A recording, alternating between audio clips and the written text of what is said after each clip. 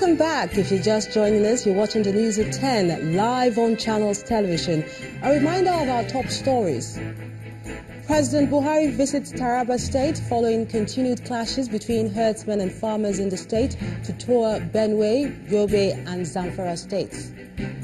Presidency replies critics, says visit by President Buhari to troubled states in Nigeria's north-central and north-east region is not political. As the search continues for lasting solution to the insecurity in Nigeria's northeast, some prominent Nigerians call for a state of emergency and the suspension of the boarding school system in the region. And South African authorities order recall of all processed cold meat products of the Enterprise and Rainbow brands following an outbreak of listeria.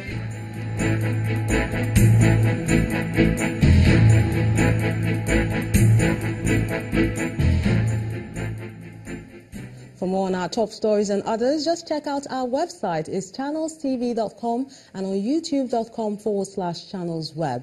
Log on to m.channelstv.com to watch us on your mobile device or download the Channels TV app for Android, iOS and Windows devices from their respective stores. And there is more. The Channels TV and Channels 24 app will give you access to news and updates. You also have the Eyewitness feature with which you can share those pictures, videos, or news of happenings around you. Just install the app, then tap and swipe to reveal the menu and follow the instructions.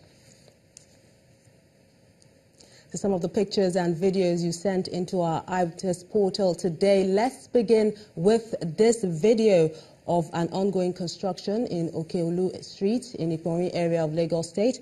Eyewitness reporter alleges that when the project began 4 months ago, heaps of sand and gravel were dumped on the street, with a large portion of it blocking the drainage channel. But no attempt has been made to clear it. Now, he claims that a huge portion of bricks collapsed from the 3rd floor of the construction work and a bungalow next to it, injuring an occupant. He wants the relevant authorities to check if the project is fit to stand and also clear the drains. Also from Lagos State is this picture showing the road being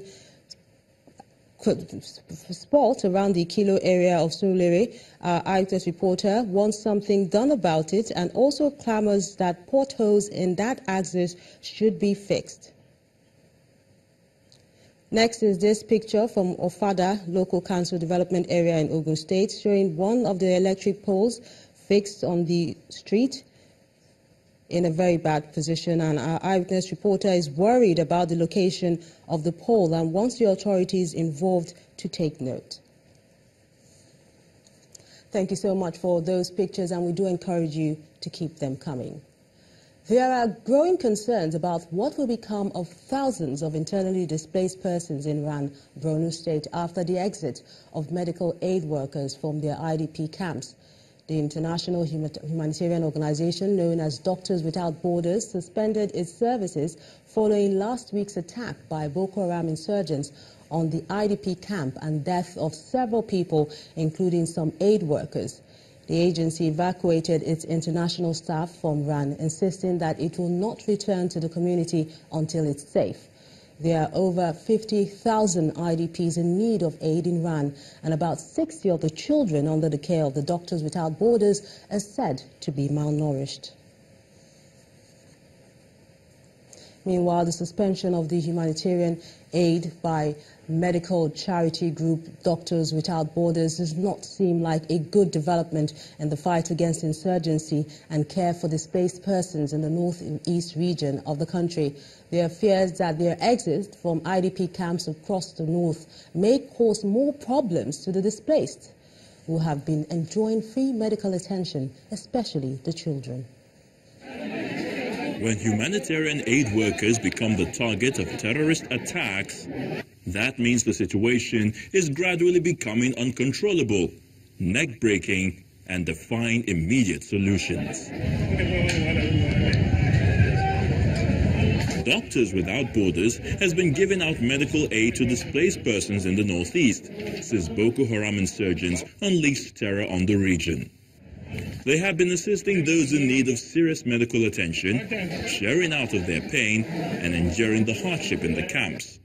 But all that is going to change now. The attack on Ran, a community which shelters more than 40,000 internally displaced persons, is forcing the group to suspend its operations in the northeast. About 3 humanitarian workers were shot dead, while the figure of those still missing remain unknown. But their exit may spell doom for humanitarian services and the fight against insurgency in the northeast. So let's look at the implication. Displaced persons will no longer enjoy free medical attention, and this may lead to outbreak of diseases and even cause more deaths. More than 60 children who are presently undergoing nutritional treatment will no longer have access to treatment. Malaria, malnutrition, and other illnesses linked to poor living conditions may also be on the rise. Their exit may also create panic for other aid workers in the northeast, who may also start feeling insecure. The exit is a strong signal to security agencies in Nigeria, and indeed to the federal government. But it is a stronger signal for the displaced persons who are already paying the price for the insurgency. However, what is left to be seen now is the next line of action by government to ensure that the absence of the doctors are not felt by probably making alternative available or assuring them of better security so that they can return to the IDP camps. To look at the situation in Iran at the moment, especially with the exit of Doctors Without Borders, we're being joined on the news at 10 by the NEMA Northeast Zonal Coordinator, Mr. Bashir Gaga. Thank you so much for joining us. Now that aid agencies are leaving Iran, can you give us a sense of the impact this is having on the work going there? Definitely speaking, when they leave, as they threaten to, there are definitely going to be gaps. It is in that respect that NEMA as an agency, which is saddled with the responsibility to coordinate all humanitarian activities in Nigeria, invited the PCNI, the State Emergency Management Agency, and the Victim Support Fund to fashion out ways and manners of bridging the gap that will exist the moment these partners leave. Now, one of those gaps and concerns are the children. About 60 of them under the care of Doctors Without Borders are malnourished. So what happens to them?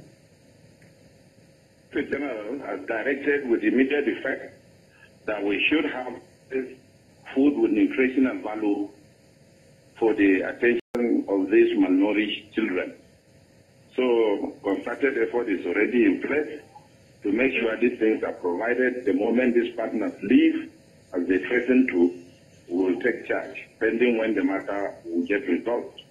And aside from that, there are other sectors that will also suffer from this withdrawal, such as the food sector, the health sector, wash, and other sectors in the humanitarian management. So all efforts are geared towards making sure these gaps are bridged. Thank you so much, Mr. Bashir Gagas, for speaking with us. Now let's cross over to our Abuja studios now, where Ibrahim Adra is standing by with more stories. Hello, Ibrahim. Hello, Melinda. Very good to see you. Now, the federal government has signed a $178 million deal with the World Health Organization for the eradication of polio and other communicable diseases in Nigeria. The deal, which represents the WHO 2018-2019 budget for health intervention, will also assist the federal government to effectively address cases of disease outbreaks by strengthening the nation's primary health care system. Addressing journalists at the signing ceremony in Abuja, both the Minister of Health, Professor Isaac Adewole, and the WHO country representative expressed optimism that the new deal will also help the government to effectively tackle neglected tropical diseases in the country. We have, just like in all other countries, 47 countries in the African region will sign with the honorable ministers, respective ministers. In our case, the envelope that is indicated is about $178.3 million for the 2 years. There is category that has been indicated, the main focus and also the main cost that was envisaged to cost us is polio eradication activities. Other areas are communicable disease and non-communicable diseases, malaria, tuberculosis, and HIV/AIDS, and non-tropical, neglected tropical diseases. The support over the next 2 years will be about $178 million. About 66%, two-thirds of this funding is committed to polio eradication, finishing polio for good. It will help us to maintain surveillance, to continue to also scan around for some evidences, and until we are certified polio-free, I think the battle is not over. Now to judicial matters. An Italian court today postponed to May the 14th the start of the trial of Royal Dutch Shell and ENI executives over alleged corruption in Nigeria. The case involves the purchase of Nigeria's most lucrative oil blocks, OPL 245 offshore oil field, for about $1.3 billion by ENI and Shell Nigeria. The Italian prosecutors are alleging that bribes were paid to win the license to explore the field. Although all accused have denied any wrongdoing, in December, a Milan judge ruled that the companies, along with their present and past executives, would face trial. Recently, the Attorney General of the Federation and Minister of Justice, Malam Abubakar Malami, wrote to the President asking him to order Nigeria's anti-graft body, the EFCC, to stop the prosecution of former Nigerian government officials alleged to have been involved in the oil contract scandal. And when the news at 10 returns, Nigeria records boost in trade balance in the fourth quarter of 2017 as the nation's exports outweigh imports on dollar shortages. That's on Business News.